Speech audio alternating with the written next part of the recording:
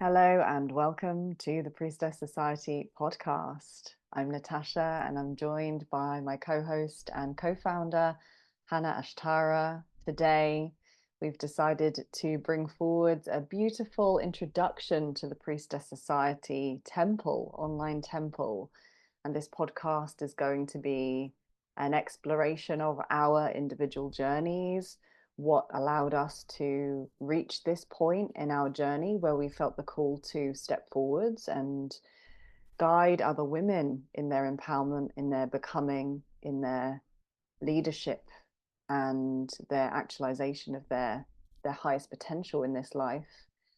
We're going to be exploring our why we are so dedicated and devoted to this mission, and how what we're doing and what so many other women are doing on earth right now through these beautiful empowering spaces and services and offerings, how we are serving the all through the embodiment of this feminine architecture, resurrecting this feminine architecture, and why that's so essential to humanity evolving and awakening. So we're so grateful to have you with us today, those listening. We're going to start our journey today diving into a little bit of a backstory to understand where we've come from and why perhaps we're qualified to some degree to be able to support others on this journey, because it's been a journey that we've been truly devoted to and been very embodied in. And we want to support this process for as many others as possible. So I'll begin with a little bit about my story as someone who has been schooled in this life through contrast and has really traversed light and dark throughout most of my life, not always consciously, but certainly been schooled through duality in this incarnation, and how, as I look back and sort of I'm retrospective about the life experiences I've had, I see how everything has led me to really understand the true meaning of union and integration.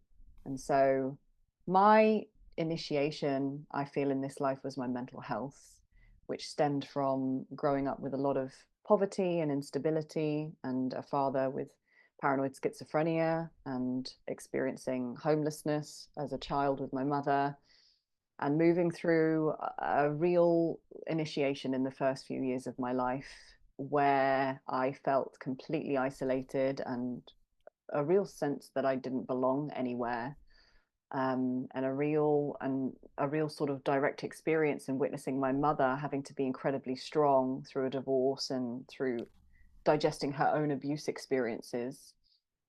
And I feel that those early years, combined with my levels of sensitivity and how much I was so curious naturally about life, about people, about the meaning of our experience, about the cosmos, I feel that that kind of created a perfect storm within me. So that by the time I'd reached my teenage years, I was really not in a very good place. I drank a lot. I partied a lot. And by the time I reached university, I was in deep states of depression and I was suicidal.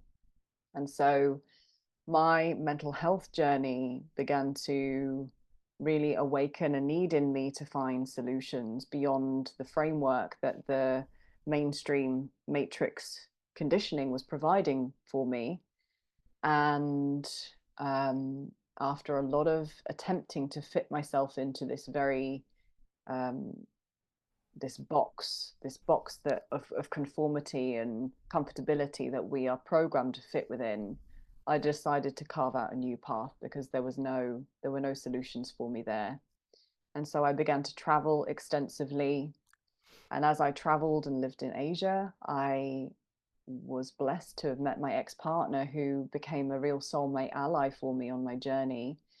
And we both agree that there was a real contract in place there for him to support me to move out of states of deep victimization, deep disempowerment. Through him, I was exposed to the yoga system, the yogic system, mindfulness, Buddhist principles, and I started the journey of becoming aware of the ego structure of really starting to cultivate more awareness within my being. And this gradually led me to a desire to shift into more conscious work, into work that felt that it was truly helping people rather than just having them loop in symptom management, because I was working in mental health. And I decided to go to India, South India, for my yoga teacher training, where I experienced my Kundalini rising experience, my Kundalini awakening. And this was in 2019. So it was around 2 years after the Kundalini had started to awaken, and I was experiencing a lot of symptoms that I had no idea.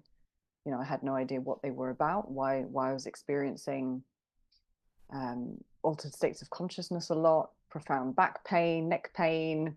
The mainstream healthcare system had no idea what to do with me. I was in a lot of sort of confusion, and those circumstances actually led me to seek out an alternative practitioner who turned out to be a very catalyzing soulmate partner on my path, someone that I've often assigned the twin flame label to, because his presence in my life completely changed the course of my experience, completely altered me at a fundamental level.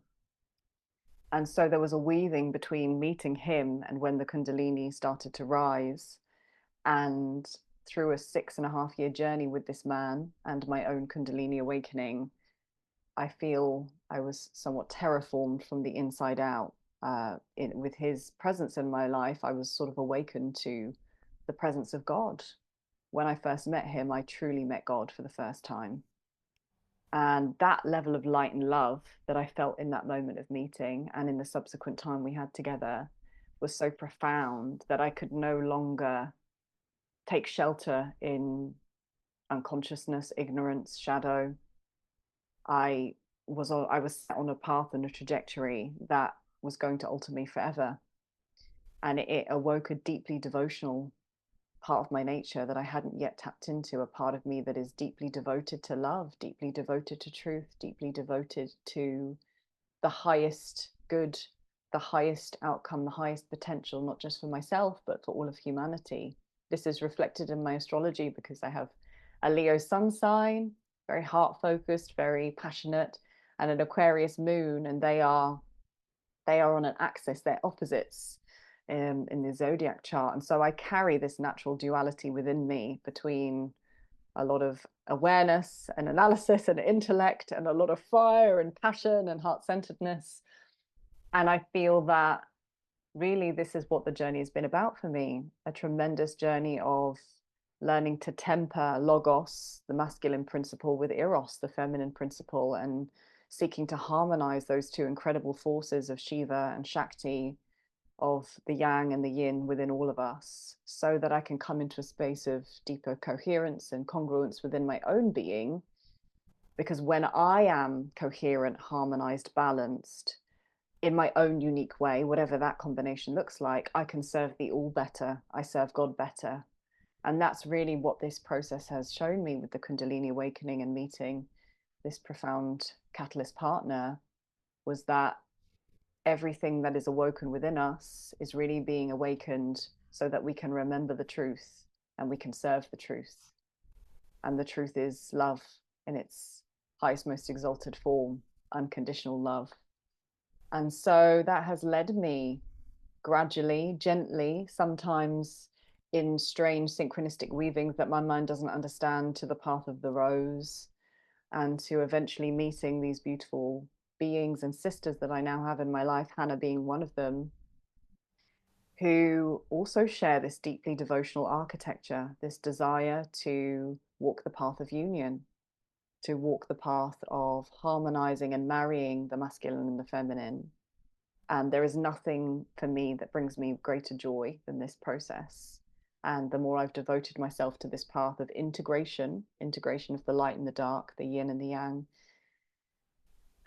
the shadow and the light, recognizing the sacredness in all of it, the more I've recognized my own priestess architecture, the aspect of me that deeply wants to serve the harmonizing of life on earth and anchoring heaven on earth. And so that is really what has brought me to the doors of this temple that we have now created as the Priestess Society. And it's an absolute honor to be here and to be continuing in my journey always, but at this point finally reaching a stage of embodiment and empowerment where I recognize that it's time to also step forward and guide others on this journey. And so that's my journey in a nutshell. And I'm going to pass this over to Hana so that we can hear Hana's weaving, miraculous weaving. Wow, that's beautiful. And yeah, thank you for sharing this. This is, yeah, I've received all of that, and I'm sure everyone else has received all these beautiful codes of a, yeah, deep remembrance of a priestess path, the devotional Mm. path. So where do I start? I guess I'll start in my childhood too. So I was born in Czech Republic, and yeah, and I was the oldest one of four children. And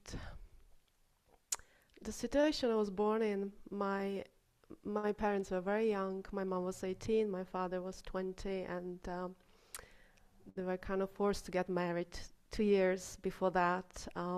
Well, my mom got pregnant. Um, this baby didn't make it. It's making me a little bit emotional, actually. And the story that was playing out in my childhood was this bohemian mother with a jealous alcoholic father. So you could kind of imagine there was a lot of fear created for me as a little girl.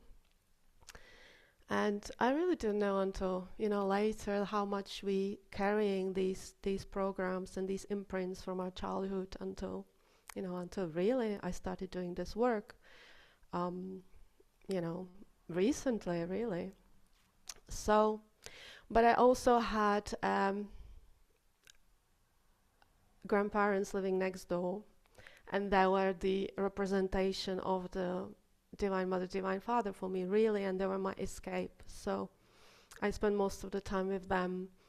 And I was also blessed to live in a countryside, so there was a lot of nature, and so I was able to be out there most of the time.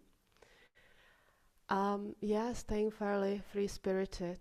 So, and then when the teens came, of course, the escape was the alcohol, was the parties, and that really kept going until my late 20s, when I went to India at 29.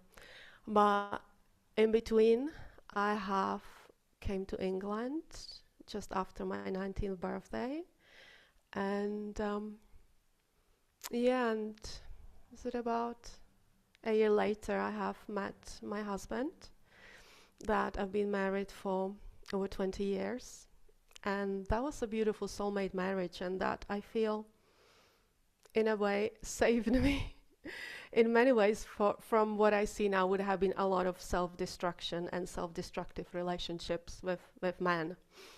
Um, so yeah, and this marriage has birthed a beautiful son who is now a teenager, and so I have a lot of gratitude um, for him, and yeah, and it has ended. As this soul contract has finished, and yeah, we both were being guided to explore different paths. So yeah, at 29, before I went to India, I started kind of exploring, you know, the modalities of Reiki, and then when yoga kind of came in, and then I was also working in a spa and a yoga shop, which was kind of a bit of a hub at that time in London. So I was exposed to a lot of that um, starting culture of yoga in London at that time. You know, all of the concerts of Krishna Das and Jai Uttal, and that kind of scene. So I was in that, and then that's made me go and wanting to train as a yoga teacher. So I made this trip to India. I was also first year at university studying ceramic design. I was always someone who loved to create with hands. So it was really, there's a lot of artist in me. So I always studied a lot of crafts and arts until then, until I started exploring more of the spiritual path. And yeah, when I came from India, I was, of course, you expand in a completely new way after it's been such an intense training for me. And I felt I did not belong into my life at all. I was feeling very confused. But I also, now what I understood, I have picked up a lot of that kind of distorted programming of that masculine ascension path, which I'm only recognizing now. So that kicked in at that time as well, some of those distortions. So I kind of, and that's when I started with the more kind of the mental problems. I started getting severe anxiety and anxiety attacks, and I fell into depression. Although I was able to cope with it and continue with the university, which was quite demanding because it was very hands-on with the course I was doing. But at the same time, I have worked with a herbalist, I have worked with craniosacral therapist. So while continuing yoga, I had intense meditation practice as well at that time. So I kept going with the practice, but it's something was off, completely off, right? So, and then I think by the time I was in the third year of university, I kind of found myself again. I was teaching yoga, I had regular class, and I ended the university, and then again, I also got redundant from my work, ended university. We had to move house, and everything just went like, ended. And then again, I fell into this dark place, and that's probably the dark place I've ever been. Yeah, it was quite severe. Like I had quite a lot of anxiety, and that time I think I was exploring Reiki a lot, and then I've kind of managed to climb out of it, and we moved home again, and then a month later I was pregnant with my son. And at that time I was still a little bit lost, but um, I had a ceramic studio, and I had a part-time job in an art shop. And but when I got pregnant, within a month, I just completely switched. I just recognized this was one of my deepest desire to have a child, and we switched the sides to have a child. And so I just switched. I just became extremely optimistic. I have rejoiced in the pregnancy. Yeah, sorry, there was something happening on with the hand lifting. Yeah, so it was a beautiful time for me. I've really enjoyed my pregnancy, and I loved being mom.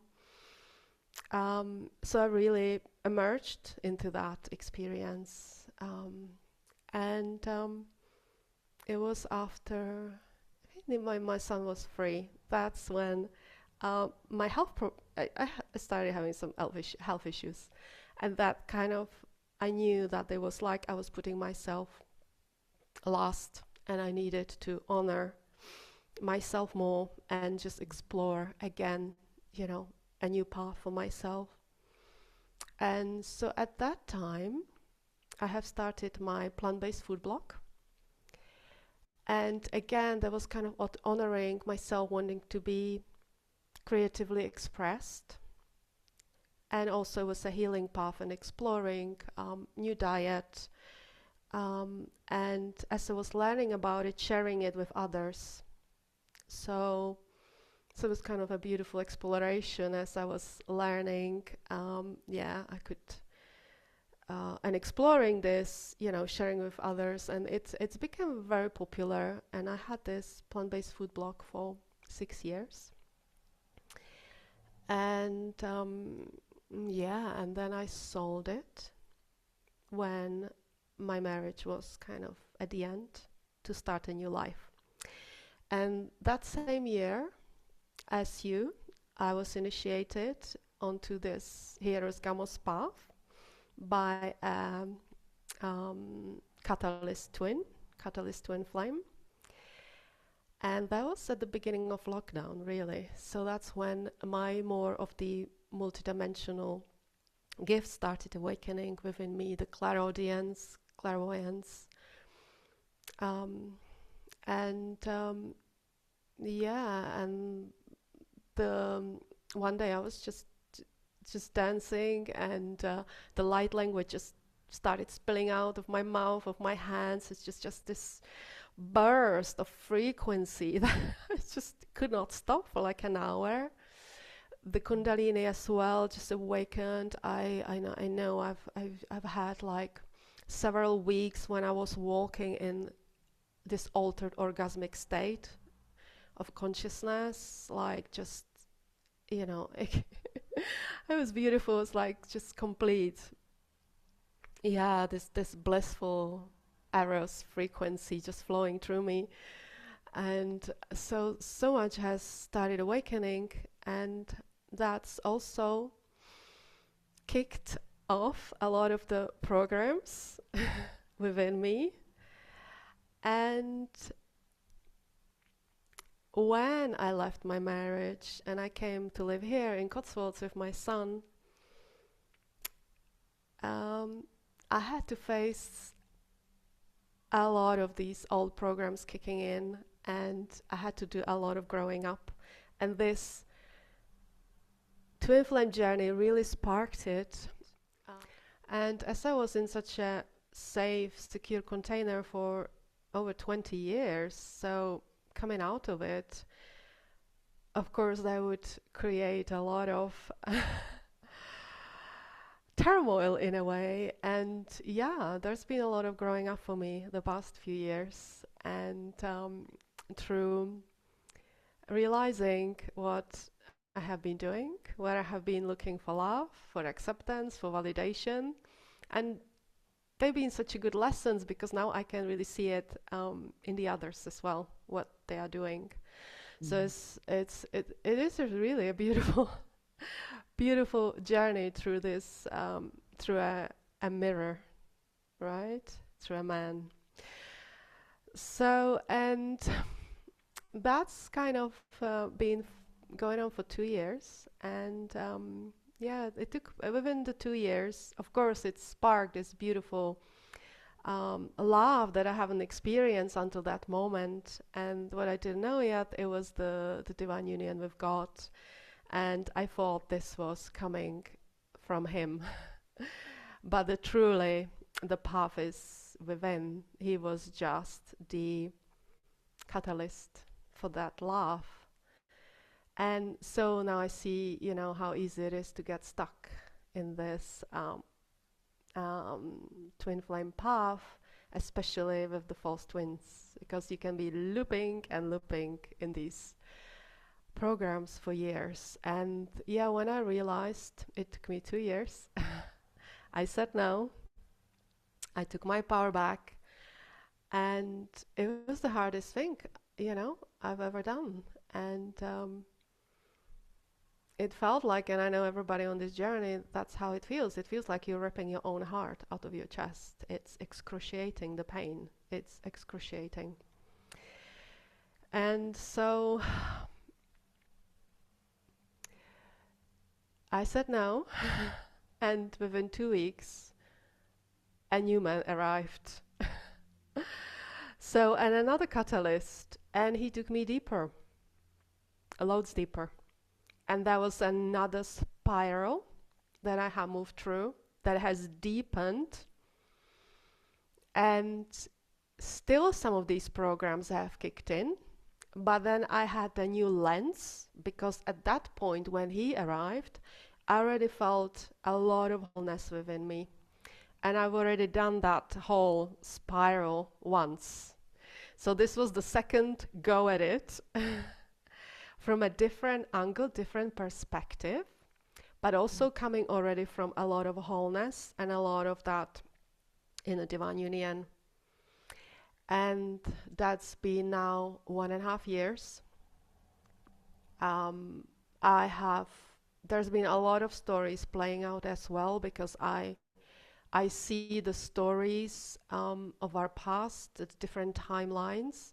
So through these stories, I was able to heal a lot because I've seen the threads that they were playing out, and I could see the threads of those stories being reflected in different other timelines and this life. So then there's these, so you can then see all the different connections, how it all's playing out, and it's just kind of repetition, right? Of the same story most of the time. So at that time, also last year, just maybe to add to that, I have did a intensive medical intuition course when I started working with a lot of women. So I could also see their threats and their programming, um, you know, as well as have my own reference.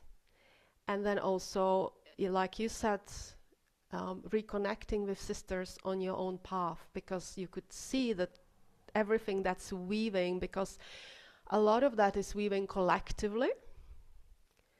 So we are all moving through the same spirals and the same stories are playing out for most of us. So working closely with different sisters and then working in group program ceremonies, it's such a beautiful way to address, reflect, heal together. So there's so many different layers, yeah, weaving on this journey. But to, I have arrived to the similar place as you have, but also I recognize that you have arrived to a similar place a year ago from me. So I feel like I'm like a 1 year a little bit behind as to kind of reflecting to what's where I am on my heart journey, because there is so much opening that has to happen to the heart, so much unraveling, and so much alchemizing of the old ancient pains within the heart, that this journey can't be rushed. And each of us, we need to take as long as we need to take it. This journey is so much about self-love and self-acceptance most of the time. Most no, it's like not most of the time. It is. This is the path. This path is about self-acceptance and self-love. So yeah, so as you know, the place where I am now is it's I mean it's even, you can't even describe it, right? It's like the place you arrive. It's like you could never imagine this place. That not even last year, and certainly not a few years ago, that this is the place you can actually arrive to, the way you feel, the way you embody the love, the union with the God source, with your highest self, the way it weaves within you. It's beyond describe you yeah beyond describable. I can't even pronounce that word unless you are experiencing it. And you know when you're experiencing it. So, and it only deepens and deepens and deepens. But again, it's not an easy path, right? It's not an easy path. So yeah, I will stop here now with my story. That's enough. So I will pass on to you, my lovely. I feel that what you said Mm. about the the path of the heart and the amount of alchemy that's required for us to really come into these deep states of union within our own being.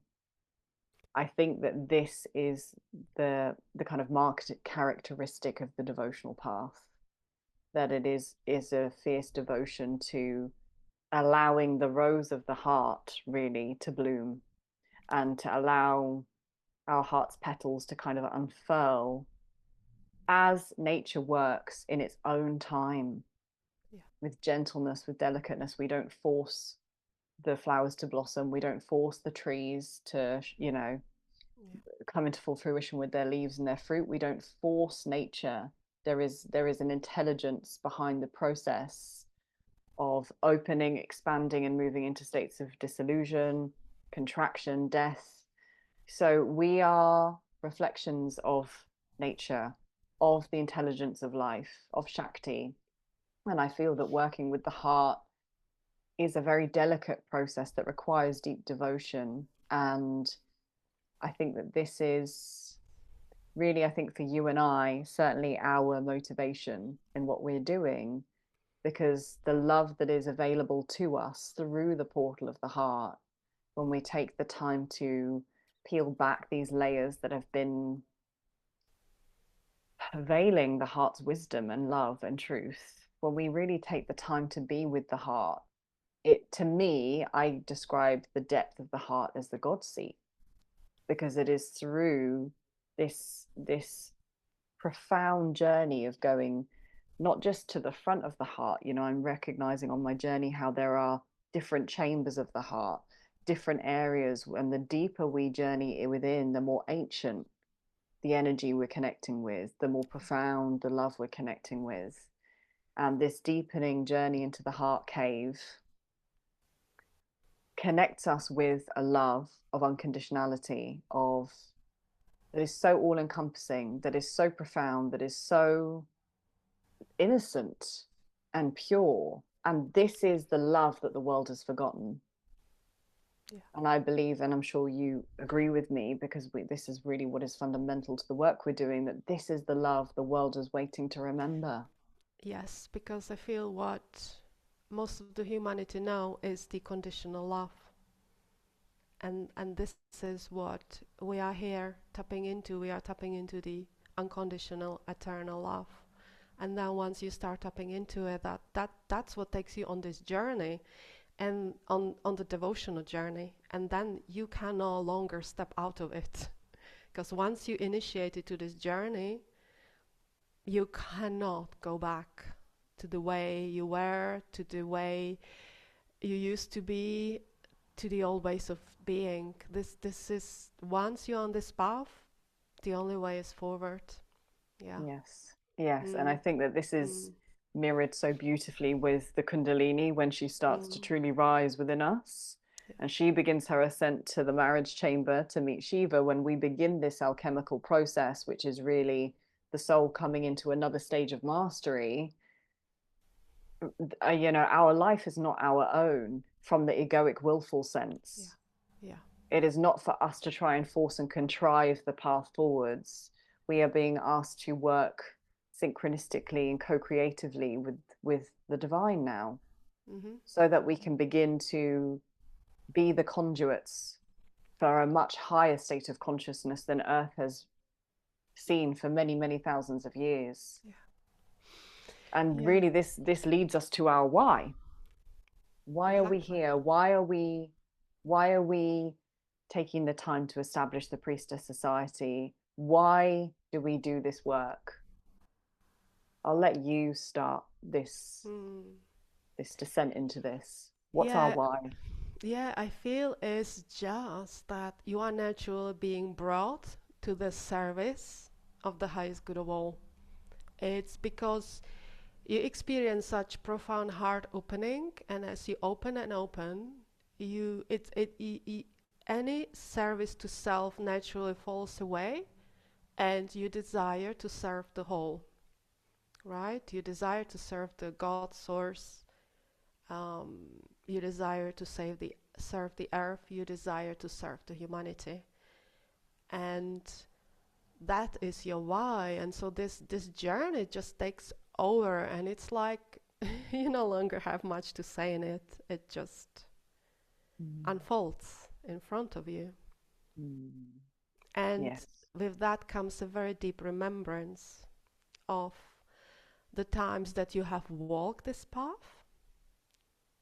And as more and more you start awakening your heart and your womb, these codes just start coming online. And Mm. is the mystery, the ancient wisdom that starts pouring through, the depth, and that's what really it is about. There is no more surface mind chatter. It comes from the depth of your being, right? It's just this Mm. connection through that ancient force that starts moving through you, that just makes everything so much more juicy and tangible and mystical and mysterious and yeah, filled with this the eros and this deep feminine devotion. Um, yeah, and once you tap into that, it's like, wow, you open this floodgate of this frequency that starts moving through you and it takes over. And all you can Mm. do is surrender. Yeah. Yes. Yeah, and that Mm. same wisdom and intelligence that we are slowly being purified to really be conduits for, that same intelligence, God source, God goddess, is working through each and every one of us. It's working through every expression that we see on earth. And so this is kind of the profound, almost kind of paradoxical nature of this path. This is where union is reflected in all things, because it is about the subjective individuation of Hana and Natasha and Kerry and all these beautiful people on earth, and simultaneously it's about the one, Yeah. which is all, which is the all. And this this notion of union we start to recognize on this path as it awakens within us is reflected in everything. It's reflected in all that we do, that there is forever a weaving of opposites, and that so much of the disorder, the chaos, the dissonance, the disharmony, the despair that is so alive on earth right now is because we have lost connection to this natural temperance, this natural state of harmony that comes when we acknowledge not just Father God, not just the Divine Father, where is the Divine Mother? And I think that this is one of the things that we're most passionate about in our journey, having been schooled directly by the Kundalini at a personal level and having been called on this path of the priestess to really start the weaving between heaven and earth, spirit and matter. We start to recognize that we have been starved of the mother. Mhm. We've been starved of the goddess through religious programming and indoctrination, through a real fierce focus on the patriarchy and masculine consciousness, not necessarily bad when it's tempered, but anything untempered becomes chaotic and potentially destructive. Yeah. And that's what we are now living in the midst of Yeah. a society and a global paradigm that has forgotten the mother, that has been severed from feminine wisdom. And I think our call to create this priestess society has been born very naturally as a result of this rising feminine presence within us. She is asking each and every one of us that hear the call, please remember me, please embody me, please reflect this energy also in the world. Remember the highest truth, that it is not one or the other, it is both. Yeah. And Mm. I feel this is what women have been looking for so long. When we first started venturing and looking for these for the spiritual path, but all what we were finding were the masculine ways of ascension, right? So we had to move through all these systems like yoga, meditation, and and find our way again Mm. to our to the feminine way of ascension, you know, to Yes. and deep remembrance Mm. that Yes. mm, so that's what we really truly want to bring in the priestess society, so to give women this remembrance of this path that there is a divine feminine way. Mm. Yeah. Yes. And I think that that is what so many women, as you said, are hungry for Yeah, they are hungry, they because are it's thirsty. dry. Yeah, It's a dry path to only it's be acknowledging the mm, masculine, yeah, mm. uh, sort of transcendental, non-dual way. And what women really they are starving is the eros, is the aliveness, because women are so dry. We've been dried up. Yeah. We've been dried up in this, masculine structures, this society that we live in. It dries you up, it sucks the life out of you. Yeah. And women forget, they forget. And that's that reconnection again with that depth of the feminine, of the eros, with that deep desire, the bliss, that the remembrance of what is the feminine way? Who am I as a woman? Yeah. Coming really into this embodiment from within, really drawing onto this frequency, this energy that's Mm. coming from the earth, that's coming from the divine mother, Yes. and remembering it so deeply within your body, within your cells, until it takes over and until it moves through you, until it lives through you, until it breathes through you. Mm. Yeah. Yes. And this is it. This is the depth, the juice. Mm. Yeah. And it is not, I think it's important to kind of state here, it's not to condemn the yogic path, because my No. path has been truly informed by the yogic Yeah. path, and the yogic path is also one of union, but it was designed for male beings. It was designed also to honor the transcendental aspect of our consciousness, the I am Shiva consciousness. It Mm. was designed Yeah. for what we might consider to be enlightenment. But we are in a different time now. Yeah. We are in a different time. And I feel that there's been actually a real wisdom in how certain spiritual paths and certain focus points have taken over. So we've had, the last 5, 10,000 years of, well, we could say the last 5,000 years, because arguably the feminine systems, pagan worship, pagan forms of worship, nature worship, the goddess worship, predated even these systems, or Mm. were at some Yeah. in some points in the earth, they were existing alongside these masculine systems. But as they were diminished in favor of structured religion and patriarchal conditioning, that temperance was lost. And so we then only had these transcendental systems to guide Yeah. us, of Yeah. wanting to move beyond the human experience.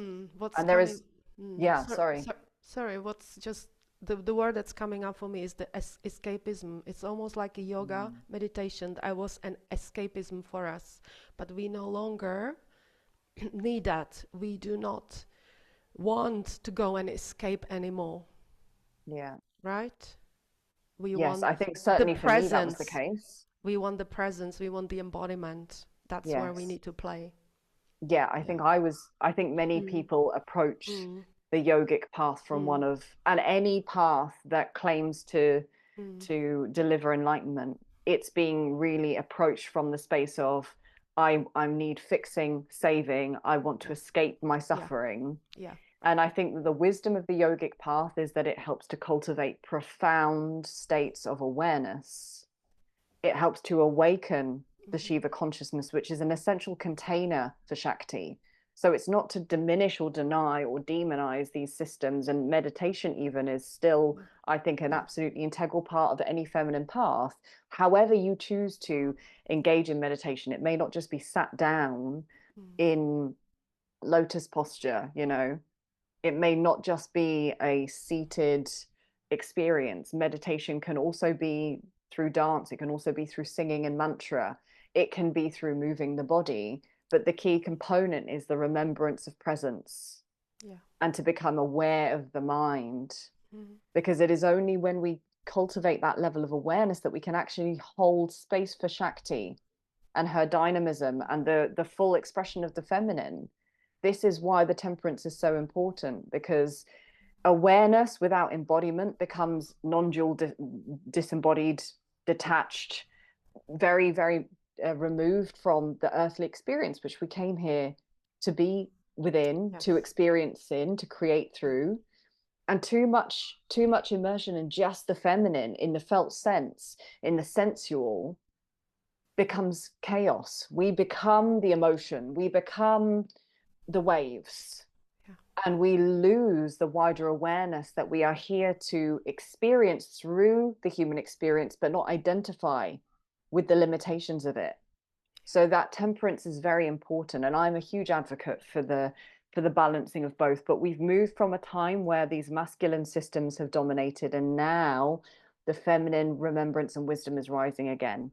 And she's not rising to bulldoze over the wisdom Mm. that's been truly established in these ancient systems. It's to bring temperance, I feel, Yeah. and to really come into a space of unity once again, Yeah. And you not doing either it. or. And Mm. you doing it so well with the masculine Shiva consciousness, really holding that in such a beautiful way.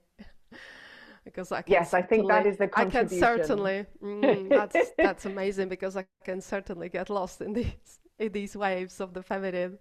So together we just complete in a way. We just Mm. complete each other in such a beautiful way because we both bring different frequencies and we weave them together, and I know it's so felt in our containers, so like we Yes, catch each other too, so in our yes. where we still need the work and the refinement, and of course this journey is ongoing, it's constant Mm. refinement and deeper embodiment, Yes. and it's the death and rebirth. So yeah. Yes. And I think Mm. that that's a beautiful place for us to explore the process of integration, because as women with wombs who bleed generally, we are being schooled through the process of death and rebirth, potentially with every cycle that we experience with our menstruation process. This is not wisdom that we have been taught and educated about, but this is the innate wisdom of the menstrual cycle, that we move through these embodied vision quests. We go through the descent and the ascent every single month. And if we can approach this process with awareness, we recognize that wholeness comes through the integration of opposites, through the light and the dark. Yeah. But I think one thing that you and I have both noticed, and many others have noticed, is a lack of temperance of the light with the dark. And Yeah. there tends to be a focus, especially in this new age community and perhaps less grounded spiritual communities, there tends to be a focus on just the light. So talk to me about your experience of that, and where you feel the issues reside with that. Yeah, so where I feel that a lot of the new age community, the light workers are, it's true, they stay too focused um, within the higher chakras and connecting with the higher frequencies and not integrating it with the lower chakras, not coming to the full embodiment, not addressing the shadow so the light can fully integrate and ground into the full embodiment. Mm. So that's yeah, they get, and a lot of the light workers also, they get stuck in these victim programs. That's what we've noticed, right? They just stay in loops, kind of looping, and as we say, also cycle of constant healing, right? And not coming again down, integrating the shadow. And so that's something definitely that we both became aware of, to what we're seeing. It's so easy because as the oracles, of course, we are connected to the higher planes, and we can be in those frequencies the whole time, or in the frequency of the heart. I can be sitting in my heart all day long in these bliss love states. But then again, we can't just stay in these higher frequencies, because then nothing gets ever done, right? So we need to come down, integrate whatever there is still causing the dissonance within the lower chakras, so we can fully come grounded, and we can Mm. come into the full birth co-creation cycle using the whole integrated divine feminine architecture. So Mm. marrying the oracular gifts, with the lower earthly Mm. frequencies. So the Mm. whole person, because we are on the earth, we live in a duality. We in the higher frequencies, we may have, powers of instant manifestation, but here, this is different scenario. Things Yes. work different in this way. Yes. So there's a lot of, awakening to that. Yes. Yes. Mm, That we're in mm, density here, yeah, where the process of creation takes time. mm, yeah, And that's such an important point in the recognition that the whole channel, the Shushumna Nadi, the central channel, the whole channel must be established for whatever light and awareness we access to be actually anchored onto the earth. yeah, And I think, as you've mentioned, it is incredibly challenging for people who haven't had access to the tools or the education to occupy the lower centers.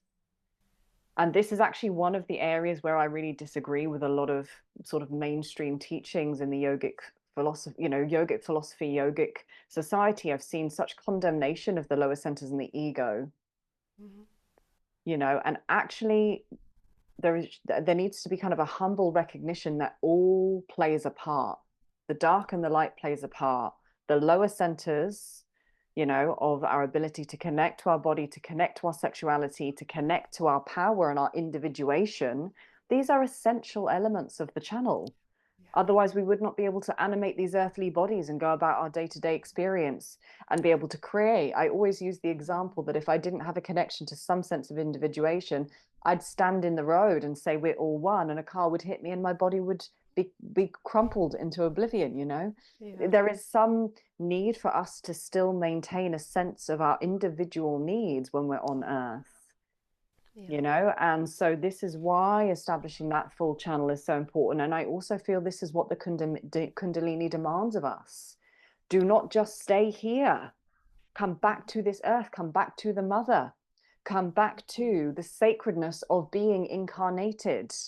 yeah, That this is not the only way to God. You can mhm, experience God yeah, through these bodies. mm. This is the feminine way. Yeah, and that's what kind of brings us, as we were discussing, the renunciation of the material goods, that we all need to re-educate ourselves and deprogram from all of these other lives that we had when we did renounce all the material goods, when we were, fully devoted to God, but we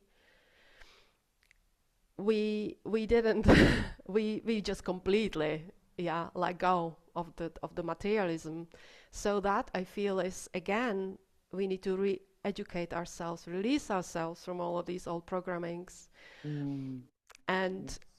and accept it and welcome it. And as I was yesterday tuning in as well, we are here to experience the fullness of life, right? Through the fullness of being embodied through all of our senses.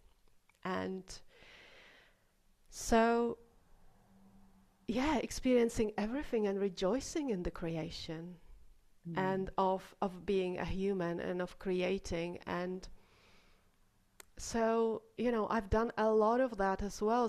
Still in this life, I'm kind of, push away against things, and I see things like, no, it's too, it's like you're not respecting others, you're not respecting this earth. But each being, really, the core of the deep innate desire is to create, right? We are the co-creators. So each of us have the right, have the, you know, to co-create what sparks their soul and their desire. And we are rejoicing in all of these objects and things that somebody else has created. So it's like, for me as well, just coming into acceptance as well, Mm. and appreciation that, that it's okay that everyone has right to create, to co-create what sparks their joy, their Mm. heart, and Yes. stop so much judgment, as much Mm. as also being the example of course, right? Being the example of the creation and having the respect for all beings for this earth, Mm. but not judging others, not condemning anybody else. Yes. Yeah. And this is so So, big right now. This is a mm, huge, this condemnation, judgment mm, energy. Why are they yeah. focused on wealth Mm, creation when people are mm, burning and dying? yeah. People have been burning and dying on this earth since its inception point.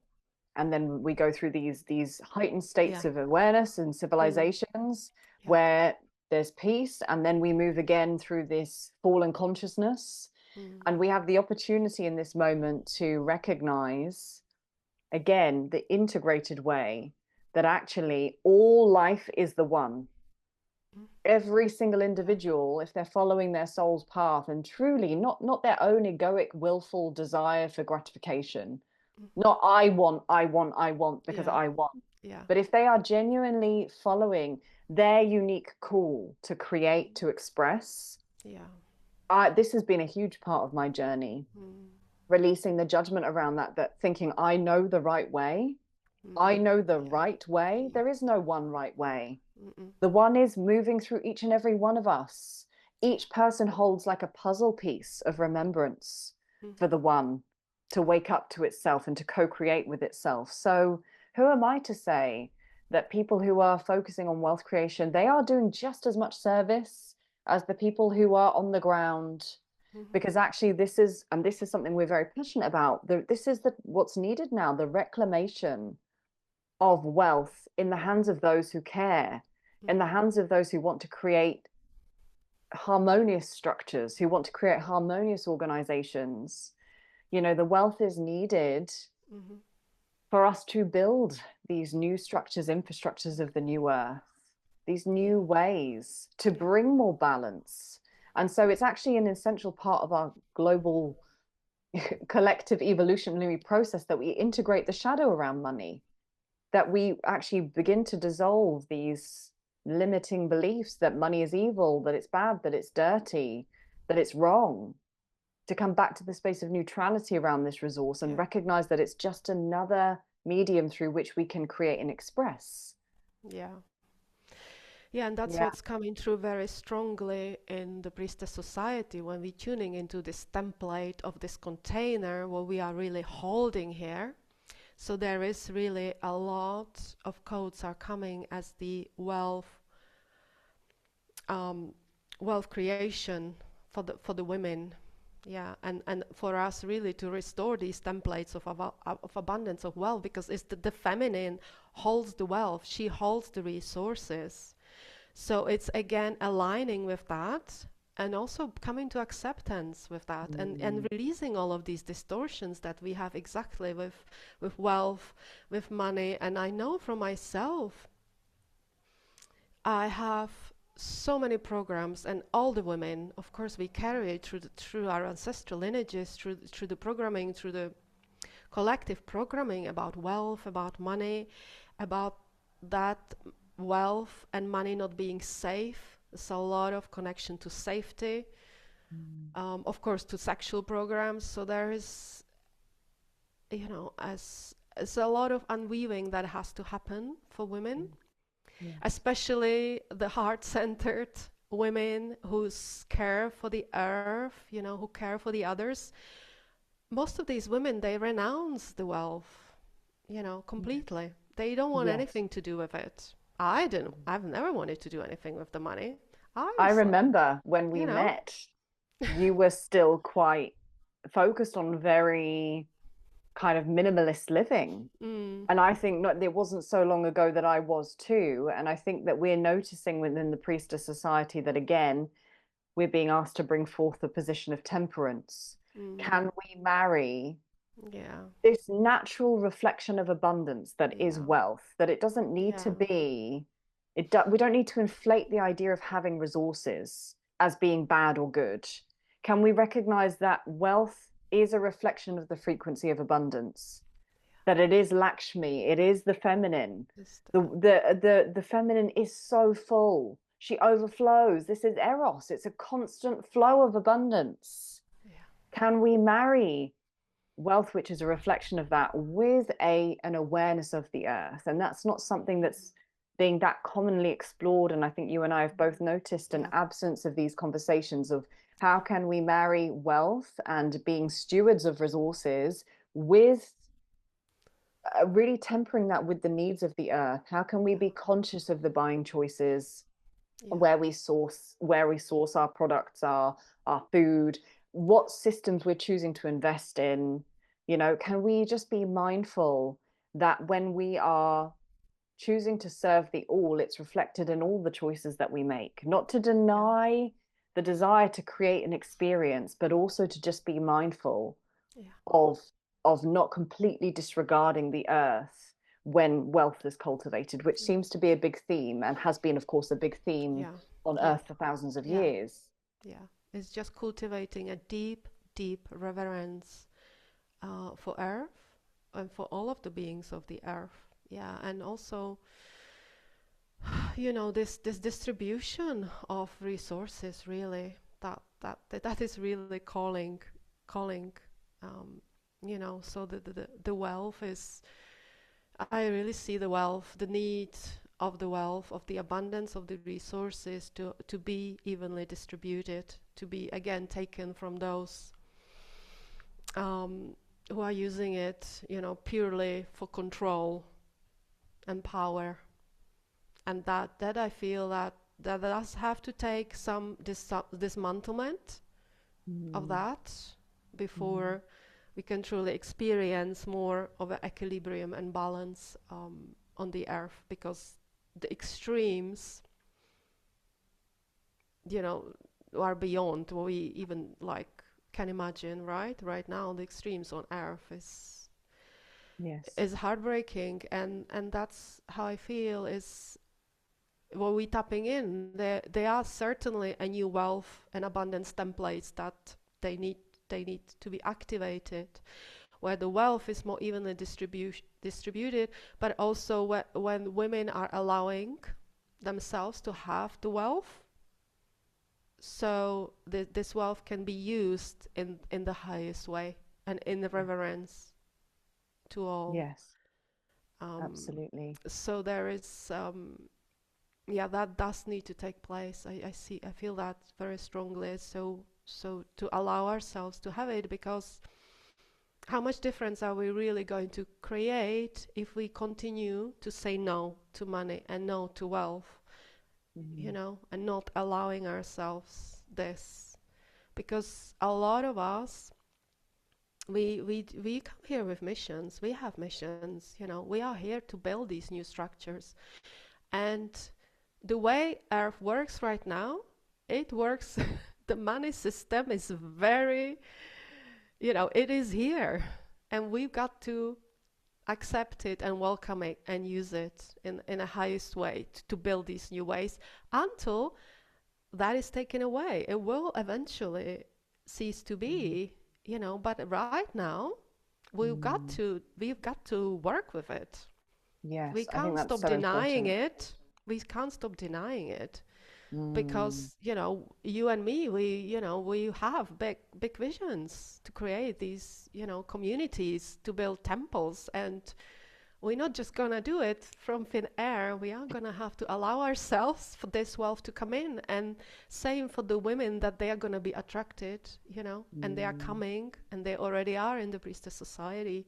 This is gonna Mm. be a big part of the work of reclamation of this wealth and resources, and that's the nature of the feminine. Yes. That is the true nature. Is just allowing ourselves to return to that. Yes, and I think we've in the Mm. work we've been doing, because you and I are constantly almost schooled and initiated through everything that we birth, we've found on our journey together, because we've been hosting events together for a while Yeah. now, that with every layer we are initiated and we're given more insight, and we are taken and on the embodied journey through, so that we can guide others from a place of real integrity and not just from the mind. And we've been seeing very clearly this at an embodied level, this direct correspondence between eros, which is flow, nourishment, wealth, abundance, and how when we are in poverty consciousness and when we're disconnected from the flow of eros, the eros being kundalini, the eros being creative life force energy, that beautiful kind of flow of sensual sexual, and it's not just for sexual purposes, but it feels like a deeply sexual energy in the body, which is creative energy. Yeah. And we are disconnected from that, life feels dry. And you and I know too well, we've both experienced poverty at various points in our life. We've both struggled tremendously with getting our basic needs met. And life feels incredibly malnourished from that space. But the highest architecture of the Divine Mother is not one of malnourishment. The Mother nourishes. This earth is a reflection of that. She is abundant. If we were to use her resources with care, if we were to co create with her mindfully, there would be no lack for anyone on this planet. It is only through Exactly. the lack of temperance that we experience imbalance, that some are malnourished and some are gorging themselves. And actually, this is again the embodied pathway of remembering that it starts with us. How much do we allow ourselves to receive? Because otherwise, we're giving from a deficit, which I think we've both experienced, where we're giving, but how well nourished are we? How tapped into the well of our own wellspring of nourishment, life force, eros are we? How much are we allowing support? If we are giving, giving, giving, giving, we're falling into the martyr frequency, which is also imbalance. It's not a reflection of the highest Yeah. truth. We've both Yeah. really observed this, that this martyr Mm. frequency of self-sacrifice is so ingrained within the feminine, the fallen feminine architecture, that it's noble to self-sacrifice, that it's virtuous to Mm. self-sacrifice, to give of yourself and expect nothing back. This is not what God Goddess wants for us, in my opinion. This is not Yeah. how I Mm. experienced the divine. Yeah. No. And I think ultimately what this comes back to is a recognition that we can't actually serve in a sustainable way. We can't serve or actualize our highest potential if we're always operating from a deficit, whether that's financially or energetically or with our health. This is, I've been Yeah. schooled, as you have, a lot through my health as an initiatory path. And the times when I've been either, healing from a concussion, which I was last year, or healing from, autoimmune issues, I can't actually help anyone when I'm bedbound, when I'm struggling to feel vital within my own being. The same is true as if we're living from poverty. When you and I can barely make our rent every single month, or we can barely pay our bills, or we can't actually support ourselves in a way that feels nourishing, how on earth can we actualize the bigger visions that we have? the visions that we both feel have been very much planted there by the divine, and we both share Mhm. this vision to create new earth community. This is something that's really interesting because it was, as we shared it to begin with, we both realized that we had basically the same vision. So maybe you can share what it is that we envision beyond even just an online space, that what is really alive for us both to create in some capacity. Yeah, so the visions that, yeah, they are coming true for both of us is to creating self-sustainable communities, but also with very high frequencies temples in the center of it. So to really, it's like I see it as a really this bridge between the heaven and the earth, and the ultimate marriage of these two frequencies, right? So built on, yeah, the deepest reverence for the earth, for the humanity, for the plant kingdom, for the animal kingdom, for all the resources, and using the resources in highest way.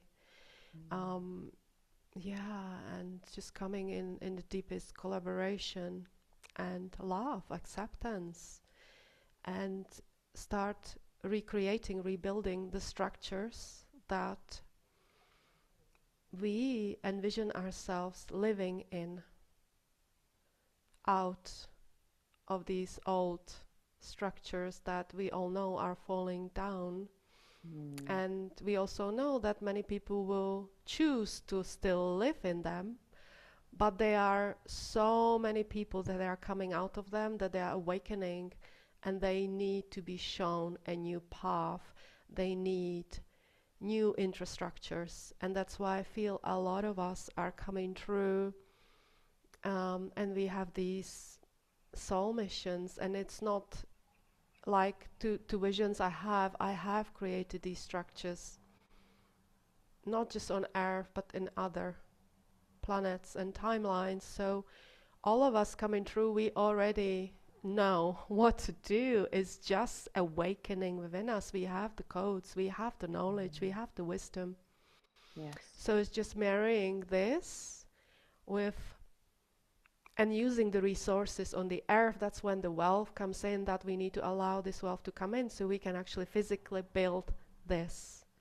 Not just keeping it as a vision, not just keeping it, out there in the ethers, but ground it and Yes. co-create it. And all Yes. of us coming together. This is not a work of one person and one vision. This is a work of many of us, because this will take a nation, right? Yeah, So take, yeah. absolutely. Yeah, Mm, and it's yeah. it's almost a beautiful mirror of moving from states of fragmentation back to integration again, because the way that the modern fear-based matrix is set up is to have us in these fragmented states, and the nuclear family, I think, is a very apt reflection of this, where the modern family, both mother and father, are having to work very hard to support themselves and their families and their children. And these children are being raised in isolated states. The mothers are often the beings who are at home with the children, not always, but often. And whatever parent is Mm, choosing to stay at home is often lacking true support and infrastructure to be able to tend to themselves, to be able to be in states of, again, overflow rather than operating from a deficit. We've lost the tribe. And so we are living and working and so parenting in true. isolated states. We're sourcing our Mm, food in these fragmented, isolated states. We're so dependent on the supply chain. We're so dependent on outsourcing our capacity to be nourished, which I feel is our birthright. The earth is abundant. We are of the earth. And yet, the earth, in this extractive paradigm we're living in, has been taken from indigenous people. Her resources have been extracted, and now these things are being sold back to us at a global level mm. Yeah, yeah. through the system of consumerism. So it is, I feel, the call to actually move into much more harmonized states of being, much more organic states of being, Mm-hmm. states of being that truly reflect the natural synergy of things, of giving and Mm. receiving, Yeah. where there don't need to be these gatekeepers. There don't need to be religious gatekeepers anymore telling you how to find God. There don't need to be food gatekeepers telling you that you can only source your food through a supermarket. When we actually take our place as stewards of the land again, when we allow ourselves to receive the resources, to create the Mm. resources, to become stewards of the land, we can co-create with the earth to create sustainable food solutions more at a local level, bringing Yeah. it back to the micro, Mm. re-establishing the tribe, the village, the community, really coming back into, I feel, a much more organic, synergistic way of being. Yeah. And I think that we both hold a very similar vision of Mm. these Yeah. communities being spaces that serve to model this, just as giving people ideas, inspiration, and how they can go and establish their own communities in this way, a space for worship, non-dogmatic worship, Mm. not through a Yeah. religious system, but purely in devotion to the one, Yeah. not through the lens of religion. Yeah. And I feel this is all people really need and people crave and people are hungry for is this return to simplicity, Yeah, is return to earth, is return to mother, and that is what will heal this earth. yeah. We will heal with the earth, we will heal with the waters. The heal with the waters is a message that's been coming through so strongly. Healing with the waters, healing with the earth. And, as within, so without. As we start healing, the earth is here, we all healing. We are all part of the one. And we Mm. can't heal within those structures because all you're doing, as I said before, it's an escapism.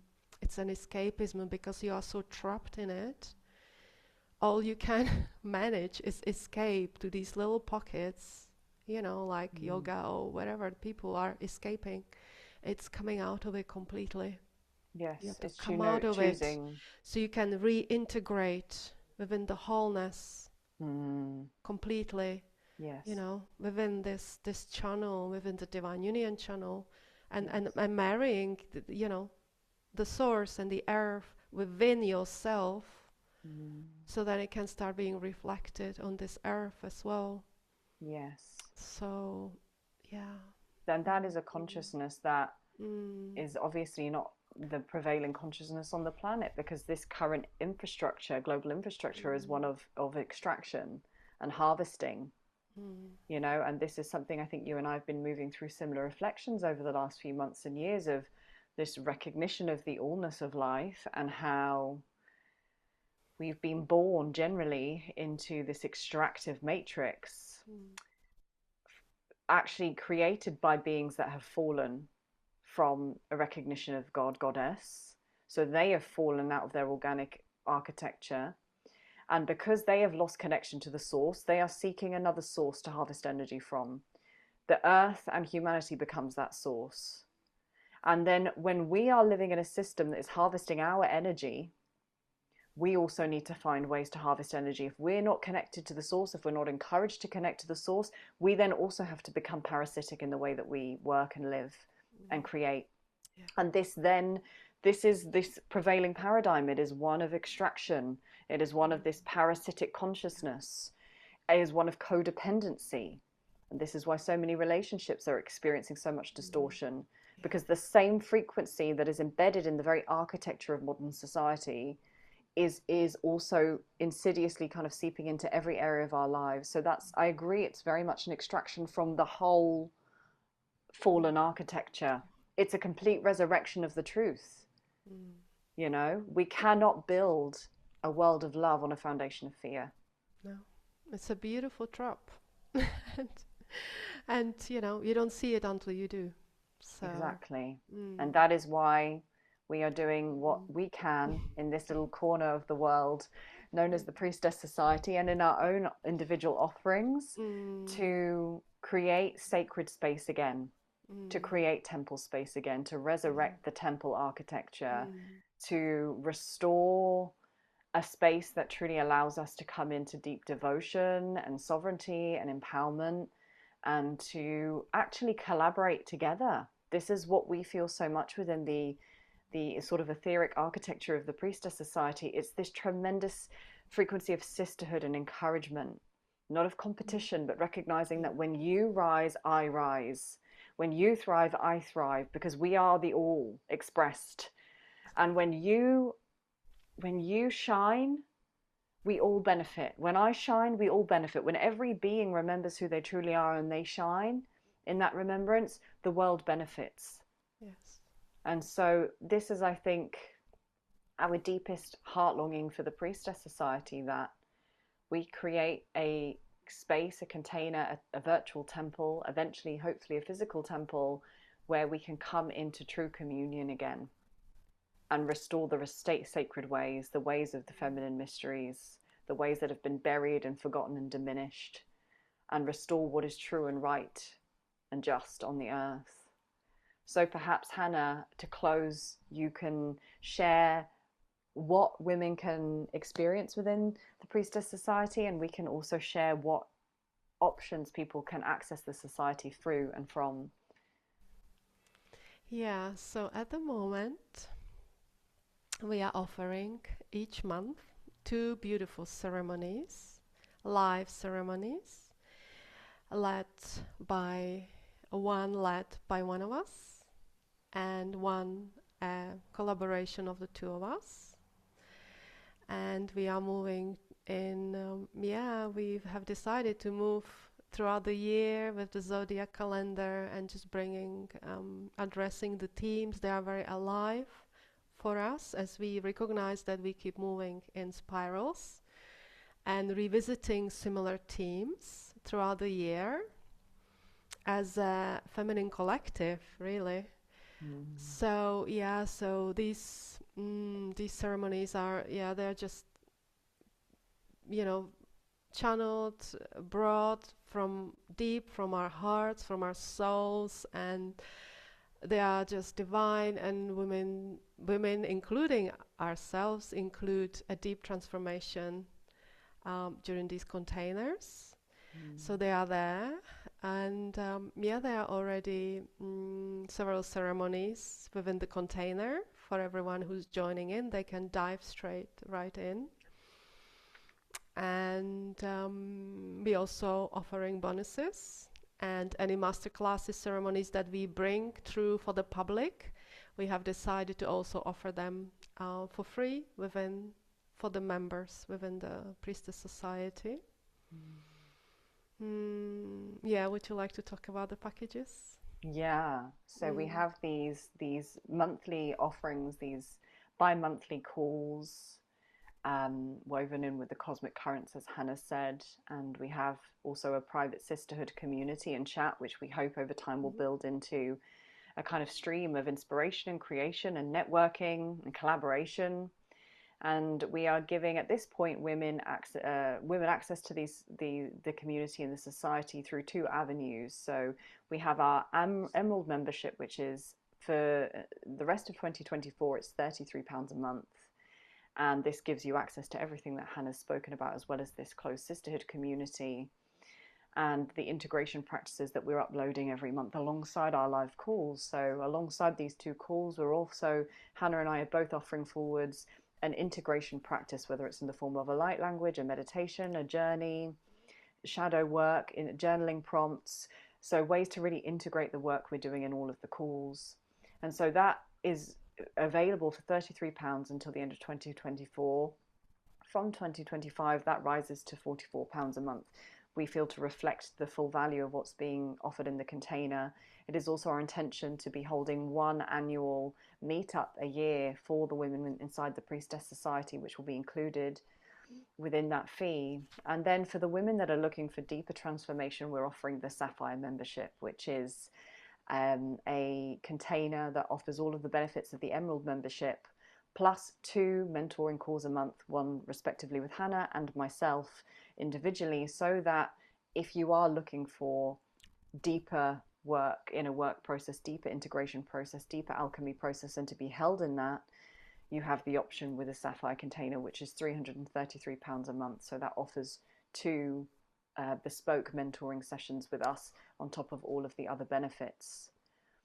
So we are very excited about these offerings and these containers. We feel that for the value we're providing, the Emerald membership is very accessible, and we're also, just sort of poking our head out and looking at the horizon and feeling into the potential to also create subscription gift boxes, so that this experience within the society is not just purely virtual, but there's a tangible element to it too, where every month within the memberships you could choose to have the delivery of a gift set, which might include candles and a crystal, aura sprays, teas. We are hoping to be holding quarterly tea or cacao ceremonies as part of this process of really deepening with the earth's wisdom. So there is there is big vision for this society. We're really at its inception point. We see this growing into an entire online virtual temple space and beyond.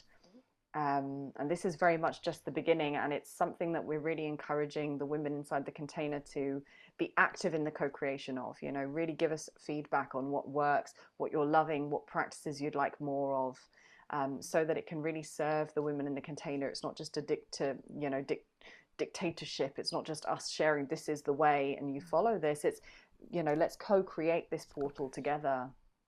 Yes, it's a co-creation. It's a Yeah. sisterhood. Yes. It's Resurrecting the old ways, the yeah, true ways. and the codes within the society are just truly divine, and that they coming through, and it's what it's really weaving through it is beyond, I feel, what we can even comprehend at this point. Mm.